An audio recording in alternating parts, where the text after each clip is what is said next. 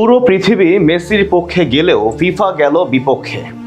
সদ্য সমাপ্ত বিশ্বকাপে বল পায়ে দুর্দান্ত নৈপুণ্য দেখানো আর্জেন্টাইন এই অধিনায়ককে যেখানে গোল্ডেন বল থেকে বঞ্চিত করেছে বিশ্ব ফুটবলের সর্বোচ্চ এই নিয়ন্ত্রণ সংস্থা। আধুনিক ফুটবলের এই বরপুত্রকে নিয়ে ফিফার কেন এত মাথা ব্যথা? সারা দুনিয়াই বা কেন মেসিকে দিচ্ছে বাহবা? সেসব নিয়ে বিস্তারিত থাকছে রিপোর্টে।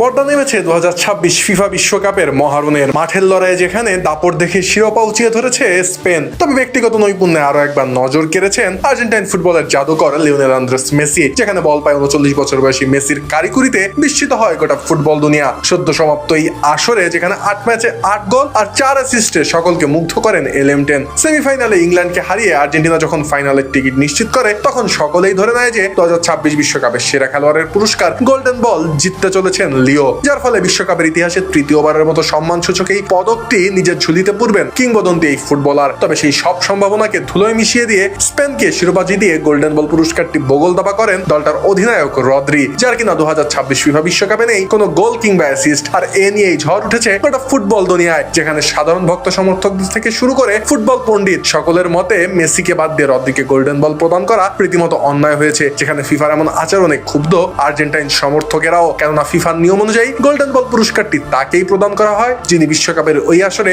সবচাইতে বেশি নজর কাড়েন। সেই হিসাবে 2026 ফিফা বিশ্বকাপে 8 গোল ও 4 অ্যাসিস্টে আর্জেন্টিনা দলকে ফাইনালে নেওয়া মেসি পারফরমেন্সের দিক থেকে স্বভাবতই অন্য সব ফুটবলারের চেয়ে এগিয়ে ছিলেন। তবে এই দফায় ফিফা তাকে সেই সুযোগ থেকে বঞ্চিত করে। আর এবারে মেসির প্রতি হওয়া এই অবিচারের প্রতিবাদ জানালো গোটা দুনিয়ার স্বনামধন্য সব সংবাদ মাধ্যম, যেখানে 2026 ফিফা বিশ্বকাপের সেরা খেলোয়াড় হিসেবে মেসিকেই বেছে নিয়েছে স্কাই স্পোর্টস, দি গার্ডিয়ান, ফক্স স্পোর্টস, ইএসপিএন এর মতন বিশ্বনন্দিত গণমাধ্যমগুলো। যেখানে বল পায়ে লিওন নান্দনিক ফুটবলের ভূয়সী প্রশংসা করেছে ক্রীড়া ক্ষেত্রে জনপ্রিয় এই প্ল্যাটফর্মগুলো। শুধু তাই নয়, international federation of football history and statistics IFFHSও 2026 ফিফা বিশ্বকাপে মেসিকে সেরা পারফর্মার হিসেবে স্বীকৃতি দিয়েছে।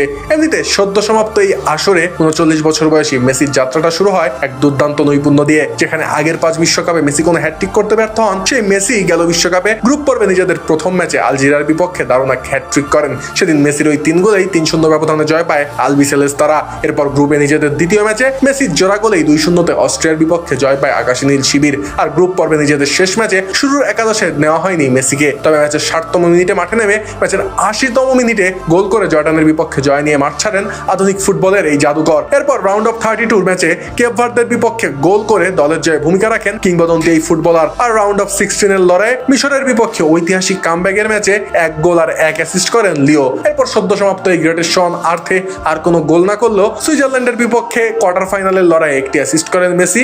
আর ইংলিশদের বিপক্ষে সেমিফাইনালে জোড়া অ্যাসিস্টে নিজ দল আর্জেন্টিনাকে আরো একটা দারুণ জয় উপহার দেন ফুটবল মাঠে রূপকথার এই রাজকুমার।